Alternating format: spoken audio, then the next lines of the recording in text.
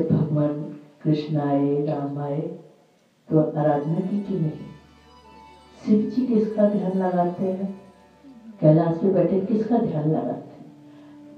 किसी का तो ध्यान लगाते हैं। वो कौन है?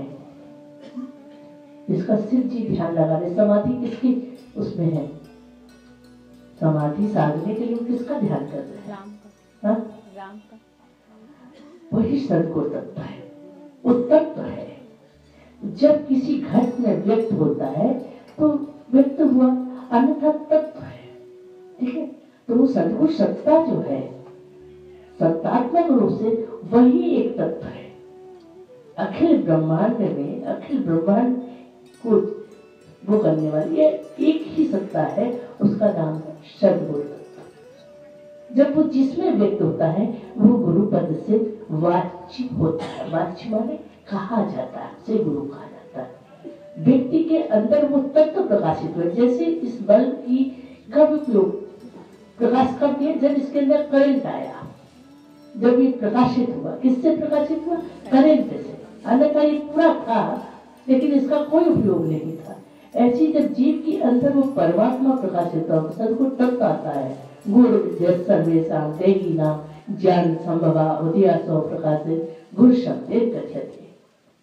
जब वो तत्व प्रकाशित होता है, तत्व अंदर जाता है, शब्द जाता है, तब वो प्रकाशित होता है।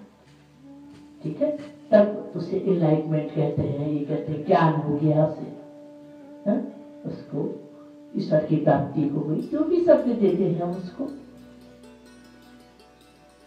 तो ये बिना सदगुरु, क्योंकि बिना, इसीलिए हमारे यहाँ परंपरा है कि सदगुरु परंपरा जो है, गुरु परंपरा आदि है, अनादि है, और जब तक ये सृष्टि रहेगी तब तक रहेगी। क्योंकि जब तक ये परंपरा नहीं होगी तब तक ज्ञान प्रकाशित नहीं हो सकता। परंपरा का मतलब एक चैनल होता है, एक पूरी उसकी प्रणाली होती है। शिक्षा, किसी भी शिक्षा को ग्रहण करने के लिए जैसे एक प्रणाली होती है, ऐसे ही ये ज्ञान जो परमात्मा है, जिसका स्वरूप है ज्ञान या तत्व कह रहे, जिसको हम कहें आत्मज्ञान या आत्म तत्व, तो वो तब तक प्रकाशित नहीं होगा जब तक एक सदगुरु और एक सदशिष्य नहीं उपस्थित होगा। अन्यथा भगवान शिव पार्वती जी को ऐसे देते थे। क्या जरूरत थी कि वो दीक्षा ले ही गुरु बनाए? आवश्यकता क्या थी? नहीं, ये परंपरा से ही मिलेगा। जब गुरु शिष्य उपस्थित होंगे तभी इस योग मार्ग का, योग का प्रकाशित होगा, तभी ये हो सकता है क्या प्रकाशित।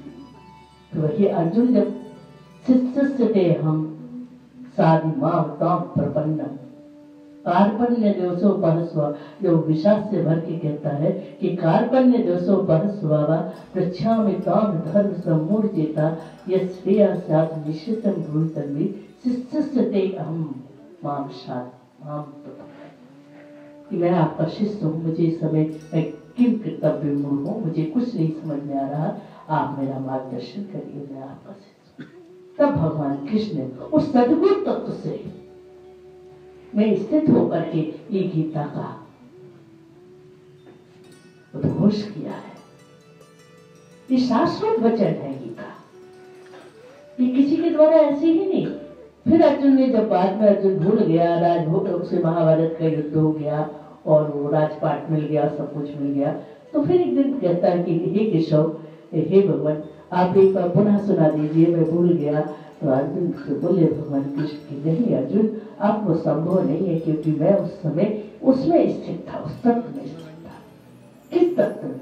वही है सदगुरु तत्व। ठीक है, ये धारा सदगुरु तत्व है। वो जहां से व्यक्त होती है, अब जैसे ईश्वर है, इतना हाई वोल्टेज है मान लो, तो हम डायरेक्ट तो नहीं ले सकते। ठीक है, ट्रांसफार्मर लगाना पड़ता है कि नहीं लगाना पड़ता है, तो उससे हम लेते हैं तो हम भी ठीक रहते हैं और वो भी चैनल ठीक रहता है। तो ऐसी जिस घर से व्यक्त हुआ, तो ये हमारा ट्रांसफार्मर है। हम यहाँ से जुड़े हैं, अगर हम यहाँ से ही अपना वो रखते हैं तो हमें उस सत्ता तक पहुंचने का मार्ग कोई नहीं दिखाए। और जब देखा तो ये वही है, क्योंकि वही होता ही है। व्यक्त हो जाने के बाद किसी घट में वही हो जाता, बाकी तो सब कलेमा रह जाता है ऊपर का। मुख तो वही है, स्मृति की बाकी क्या वैल्यू है। अगर प्रकाश ना हो तो इसकी क्या है? तो प्रकाशित होता है जिस घट में वो परमात्मा ही हो जाता है। और ईश्वर देव भगवान